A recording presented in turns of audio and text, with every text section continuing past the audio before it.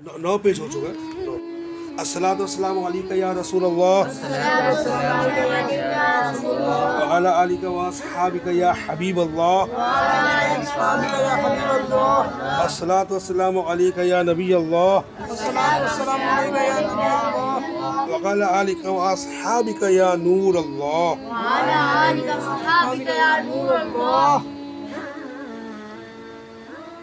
मीठे मीठे इस्लाम भाइयों, देखा आपने साहबी रसूल हज़रत सैयदना अब्दुल्लाह बिन हुज़ाफ़ा साहमी रज़ी अल्लाह ताला अन्हु इस्तिक़ामत के किस कदर ज़बरदस्त पहाड़ थे कि शरीयत की दी हुई रुख़सत के मुताबिक तौरिया के ज़रिए अपनी जान बचाने के लिए राज़ी न हुए, बल्कि अज़ीमत पर अमल करते हुए अपने नुक्ते नज़र पर डटे रहे।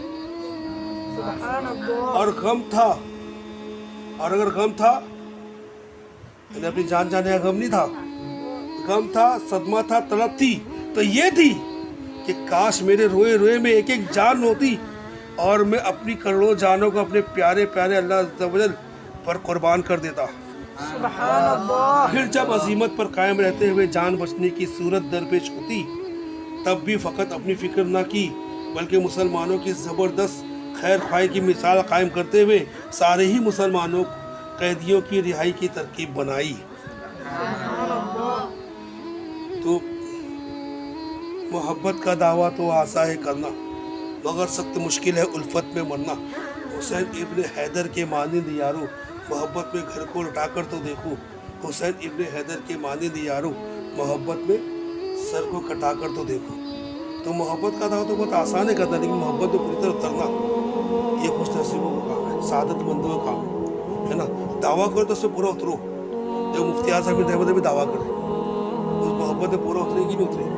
क्या फरमाते, ये एक जान क्या है अगर हो करोड़ों, ये एक जान क्या है अगर हो करोड़ों, तेरे नाम पे सबको वारा करो, तेरे नाम पे सबको अगर राय खुदा में जान देने की बारी आई और अल्लाह ताला ने अगर आपको 1 करोड़ जान दी है, एक बॉडी नहीं है, 1 करोड़ बॉडी है, तो उस 1 करोड़ बॉडी में से कितना राय खुदा में कुर्बान करने के तैयार हो गया आप?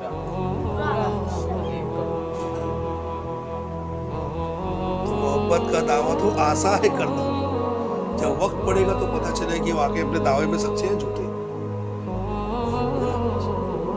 तो मेरे दोस्त ने जाने कि अपने मदरसे में अच्छे अच्छे इस्लाम भाई हैं, जैसा दावा करेगा सब, जो दावा करके मोहब्बत में से उतर गया ना, तो कैसे कैसे उसे इनामात मिलते। एक आदमी बहुत कंजूस था, बहुत कंजूस था, और उसके घर में ना एक बहुत बड़ी भट्टी थी, इसमें रोटी बनती थी, तंदूर था। उसको हिंदी में तंदूर और उर्दू में तन्नूर बोलते, तन्नूर तो था।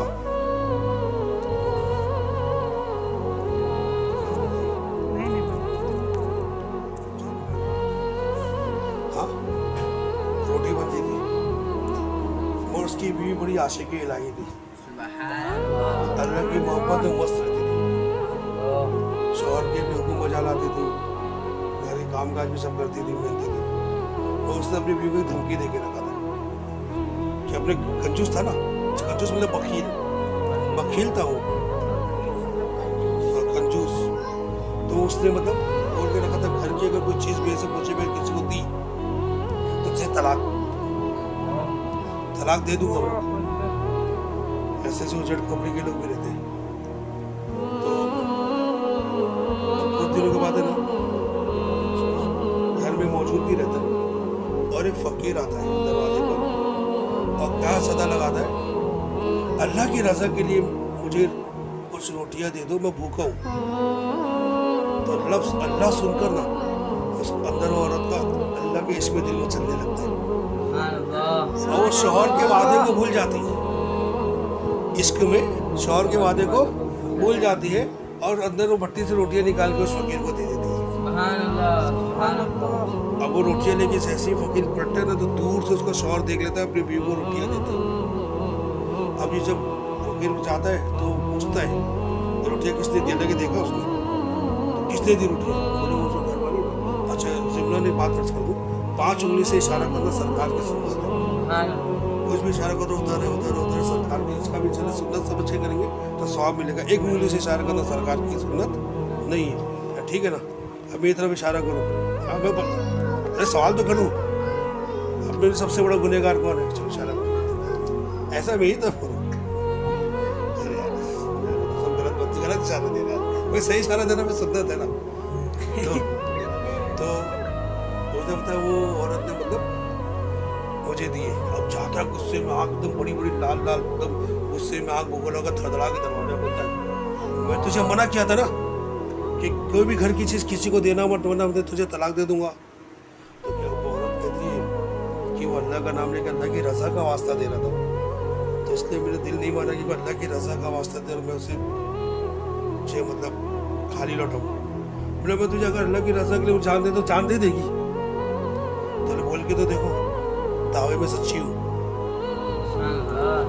تو بولتا ہے جا میں تجھے اللہ کی رضا کا واسطہ دے رہا ہوں. ابھی اللہ کے عشق میں وہ تھی ایک دم, اللہ کے جان دینا اس کے لیے حرام تھا. وہ اللہ کی عشق میں ایک دم وہ تھی ڈوبی ہوئی تھی. تو اس نے بولا جا اللہ کی رضا کا واسطہ دے رہا ہوں, تو جا تو تندور میں چلا گیا دے اندر انگار بڑا تندور ہے زبردست انگار میں جان دے رہے. تو کیا کرتی چلے لی دولت سمیٹتی زیور سمیٹنے لگتی. تو کہتے تم مر رہی تو مر, زیور کو چلانے لے کے جا رہی. تو کہتے کہ میں اپنے رب کے پاس جا رہی ہوں, میں سچ دس کے جاؤں گی. اور زیور کے ساتھ چھلانگ لگا دیتی ہے. تو یہ سر پکڑ گئی تو گئی, میرا زیور بھی میری دولت بھی لے کے چلی گئی. اس کا افسوس اپنی بیوی کا نہیں اپنے دولت کی.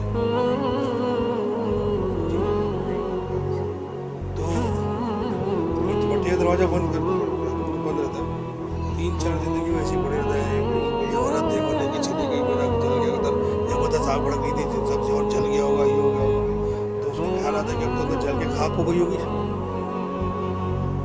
پٹی کی آنکھ میں گھس گئی ہوگی, پر بہت زبردست بھڑک رہی تھی. تو کون اندر سے دھواں نکلے گی, بدبو نکلے گی, بھپکا نکلے گا.